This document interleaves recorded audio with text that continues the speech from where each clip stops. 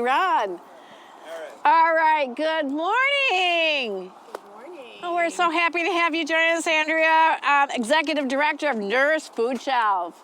Yes, happy to be here. Oh, well, thank you. Actually, we were trying to talk about all different aspects of homelessness on the continuum, and for you, really, it fits in terms of prevention. Well, maybe we better and on prevention. And I just was meeting with someone in a couple of weeks ago in Washington D.C. about it, and he shared a statistic that if you should watch what's happening in food shelves, and the leg is 7 years later, those numbers appear around the numbers increasing around those homelessness. Have you heard a statistic at all like that, or anything around how food shelves help people stay housed? I have not heard those statistics. What we do know is that 1 in 5 people, or 1 in 5 of our neighbors, are food insecure, and we know that there's a very close correlation between food insecurity and homelessness. And we know in our own work that our neighbors are making choices between whether they're going to eat or pay their rent, and so that's what we're seeing on the ground here. Yeah, so let's back up a second. NOURISH Food Shelf. Tell everyone about NOURISH Food Shelf. Yeah, so NOURISH Food Shelf actually was born out of a pivot point for Mount Olivet Lab School, which is the official organization. And at the start of COVID, we could no longer bring youth onto the site for our on-site feeding program, and so the most immediate thing we could do was bundle meals, and started with 3 families, and from there it just grew exponentially just because of the need for food, and immediately became a food shelf. And now our numbers are still growing, and we are serving 250 to 300 families, and that equates to about 1,000 people each week. And we're still growing, and the issue is now that food prices are still growing, and again, that correlates with what is happening as far as those that are unhoused. Yeah, those food prices growing really does make a difference, and I see it. So you see it in terms of how you're providing for people for their daily groceries, and I know I see it in the meals that we provide. And like, we've made some substitutions for turkey meat instead of beef, just because try to save it. So serving about 1,000 families, 1,000 people, you said? 1,000 people, so 250 to 300 families, and by the time you add in the family members, it is over 1,000 people each week. So how does your food shelf work? We do not ask for identification, so on each distribution, families, neighbors can actually walk in. They can just show up. That's for our normal distribution every Saturday. On Sundays, we do an hour of power, which is for seniors and the immunocompromised.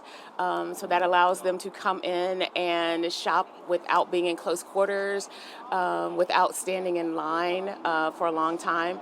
It is open shopping. It is free choice. I want our neighbors to have the experience to be able to shop with dignity.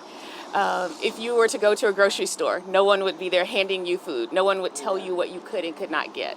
And so I want that same experience for our neighbors, to be able to shop without shame, to not have that shame that sometimes comes with accessing nutrition support. Yeah. That is it is concerning to see the growing need for people to use food shelves in order for their daily groceries, isn't it? It is, and I share that with our volunteers every week, that there are those that are accessing food at NOURISH that never thought that they would be at a food shelf. And so I feel as though it is upon us to make it the most enjoyable experience, if I can use that term, enjoyable experience. And we have tried to create that culture so that it is enjoyable. We have fun, if you will. During that time, we love the neighbors that come in. We give hugs. We talk to them. We encourage them to share their stories with us.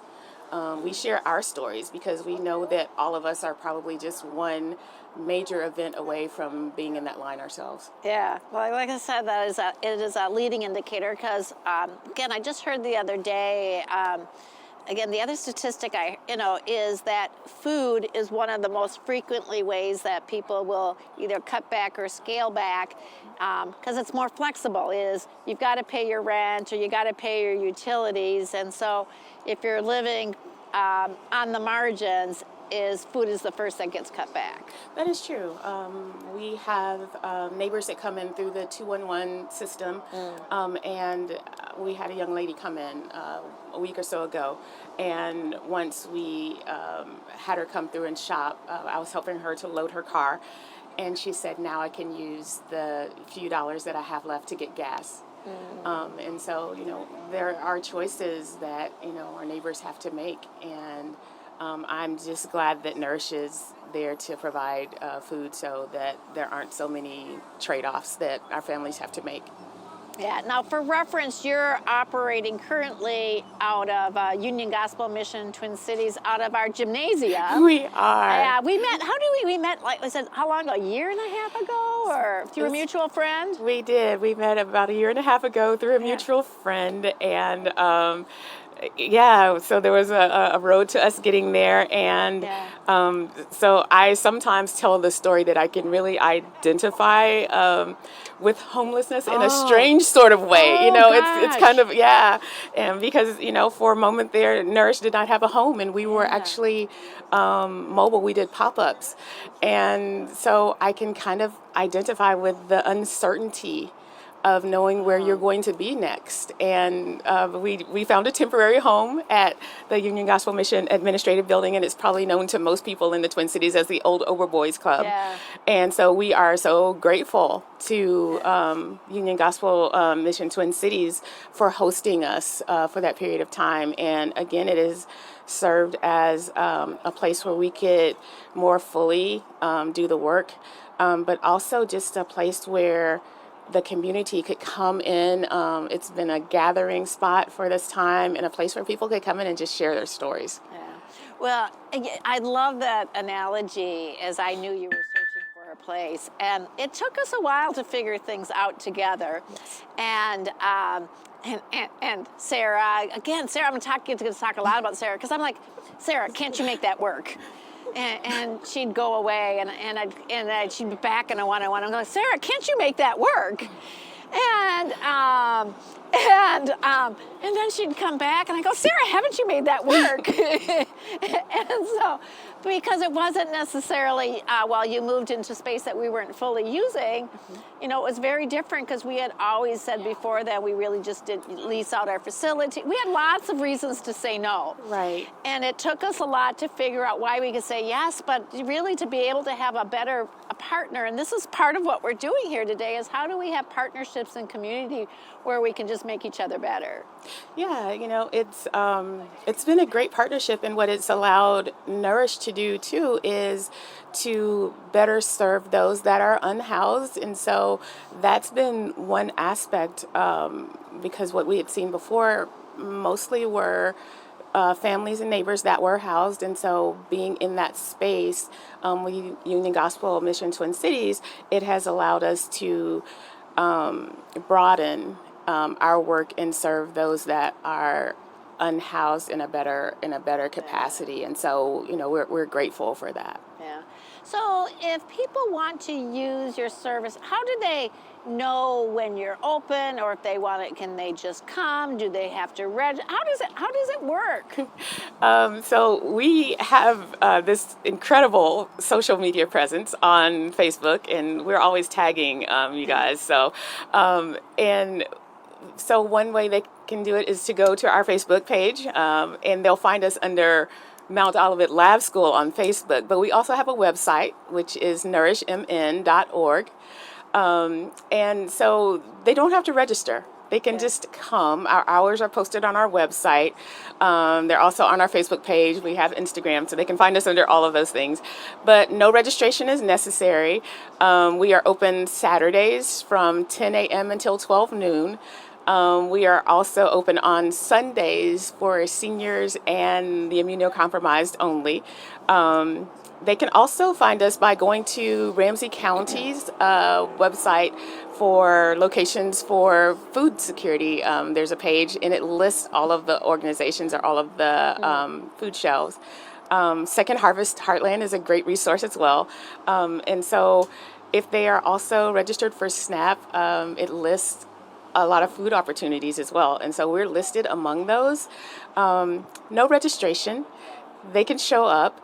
We don't restrict the number of visits that a family or individual can make during the month. So every time we're open for regular distribution, families, neighbors can come in. So if we're open 4 times that month, they can come in. Actually, tomorrow, this Saturday, we will have our distribution, and it is actually produce market day. So we'll be out in the parking lot with the bulk produce drop, and it's one of the greatest times to come because families leave with lots of produce, and one of the greatest things I believe that we do is we put fresh produce into the community, healthy food. We know that people of color, and particularly African Americans, are at higher risk of diabetes, we're at higher risk of heart disease, we're at higher risk of stroke. And one of the ways to combat that is to eat foods that are high in antioxidants, fruits, vegetables, fresh foods. So. Yeah, I know how important that is and how difficult that is. And since we are providing at a meal up to about 300 at my men's campus, we feed 60 women and children, and having nutritious meals. And it is easy to sometimes, our head cook is like really intentional, but how do we have vegetables and how do we have fruits and how do we have all of those other things? And it makes it important as well. Yeah, it's very important, and those are the higher cost foods too. So it costs a lot to eat healthy, and so I'm so glad that we're able to provide those foods. And even at the end of our distributions, we're able to actually share with some of the senior high rises, because we know that one of the higher price points for seniors is to be able to access those healthy foods. And for our senior distributions on Sundays, we actually rescue foods from Trader Joe's. So everything on Sunday is organic from Trader Joe's, and they donate about 1,000 pounds of food every Sunday to us. So. Well, that is awesome. So, where all do you start? So you get some food rescue from Trader Joe's. I see the Second Harvest Heartland trucks there as well, usually the day before, so we know it's coming in fresh. Yes. Target has been a partner since, for the last 5 years. So we actually rescue from Target on Saturdays and Sundays. So everything's coming in fresh the day of distribution. And I'm all about sustainability, recycling. We did do organics before. And so, the great thing is that nothing goes into the trash. There's so much food out there that gets wasted. And this is a great opportunity when we're rescuing food, that food does not go in the trash, because there are people that need food, and this food doesn't get thrown in the trash. It's still good food. Yeah. What else do you think it's important for those who are watching us to know about food insecurity in our community? It's really important to know that our community can influence what happens with our food. You can be an advocate. You can influence legislation. I actually just testified for a subcommittee at the Senate building last week.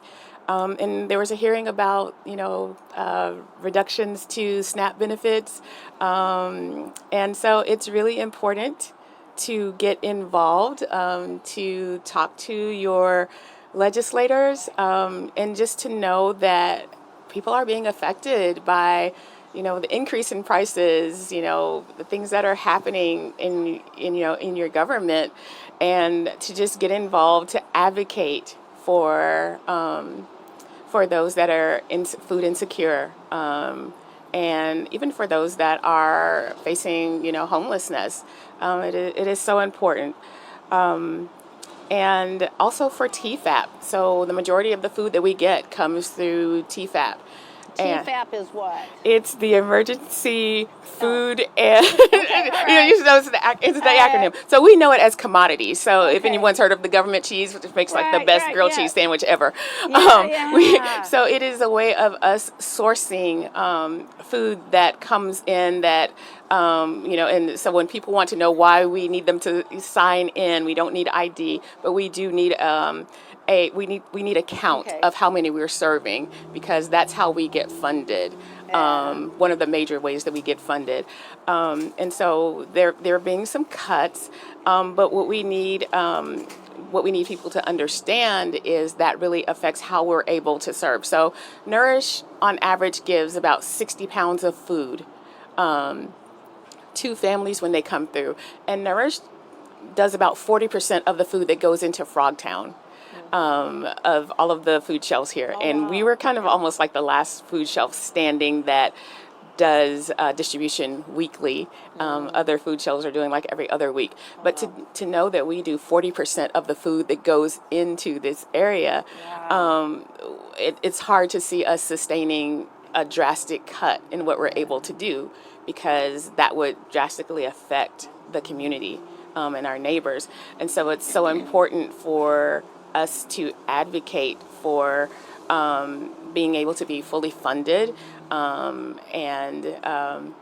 just to have funding to be able to sustain the work. Yeah, and I can see that while we provide 3 hot meals a day, 7 days a week at my men's campus. We provide hot meals for our child development center. We provide a hot meal of our women and children's. They also supplement there because they have kitchenettes.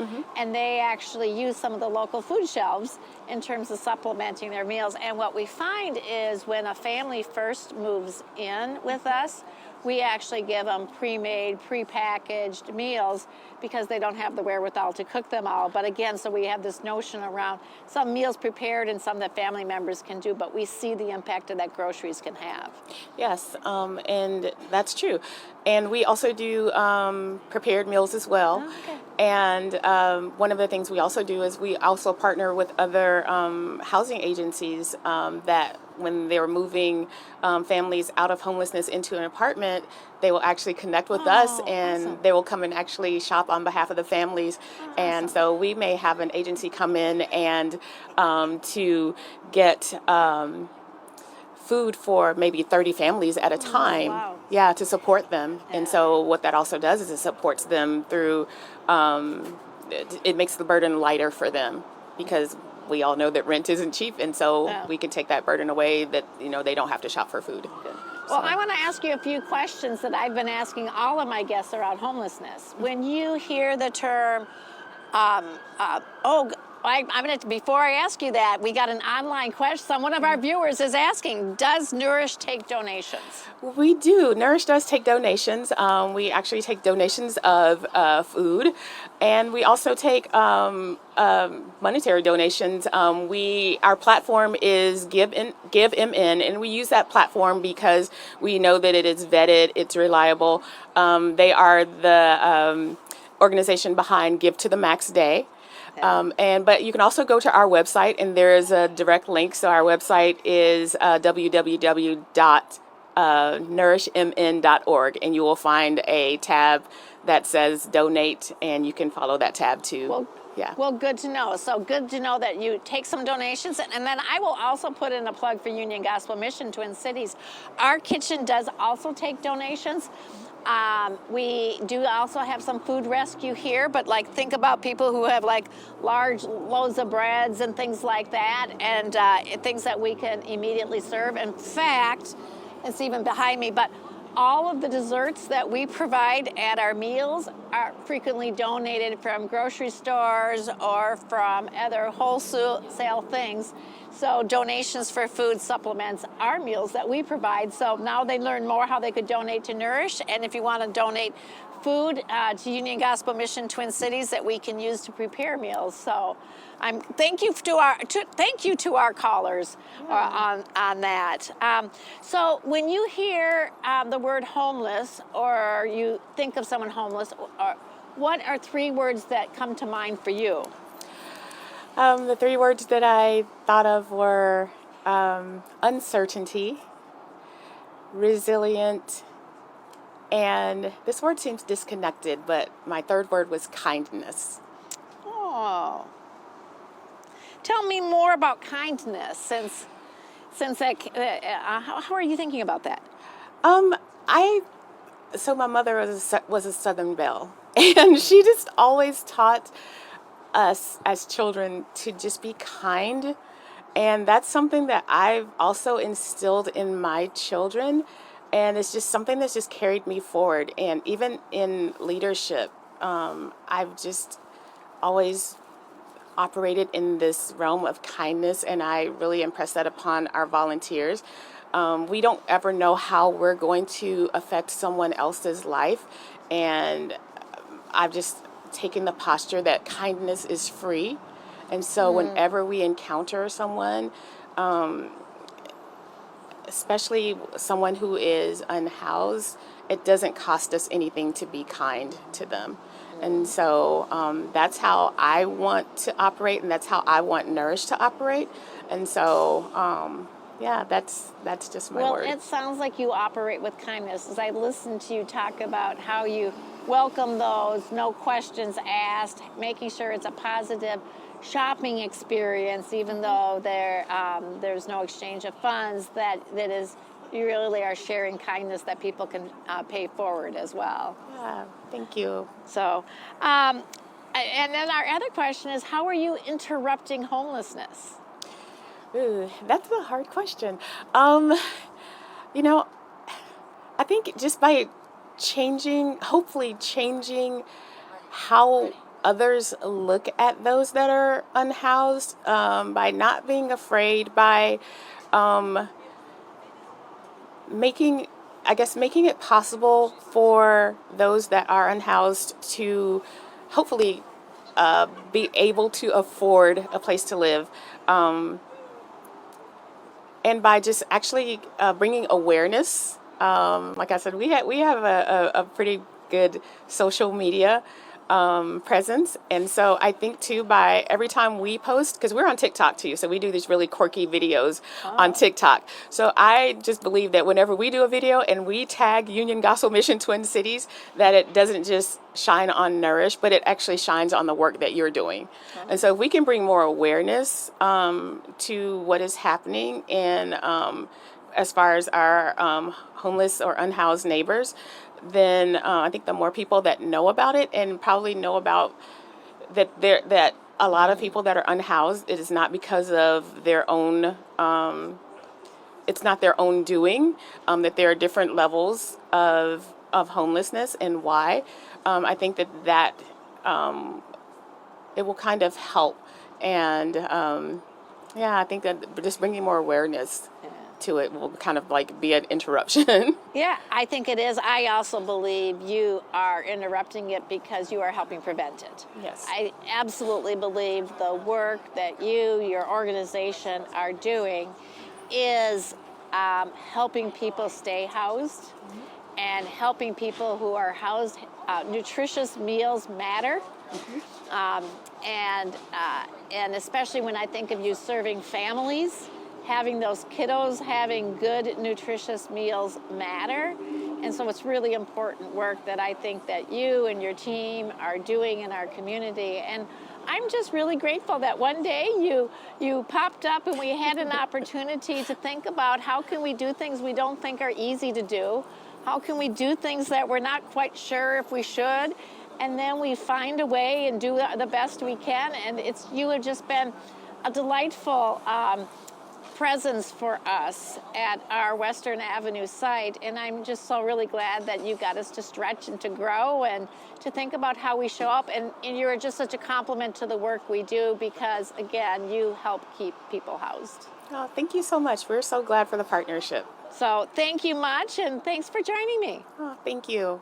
And give us again, what's the website if they want to learn more or learn how to make a donation? It is https www.nourishmn.org. Awesome. Thank you very much. Thank you.